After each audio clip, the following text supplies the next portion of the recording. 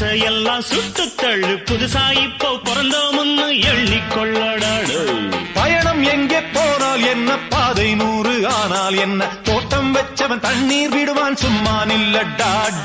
ஊத காத்து வீச உடம்புக்குள்ள கூச, குப்பை கூடம் வத்த வச்சு காயலாம். தை போறக்கும் நாளை விடியும் நல்ல வேளை, பொங்கப்பாலு வெள்ளம் போல பாயலாம். அச்சு வெள்ளம் பச்சரிசி வெட்டி வச்ச செங்கரும்பு அத்தனையும் தித்திக்கிற நாள்தான்.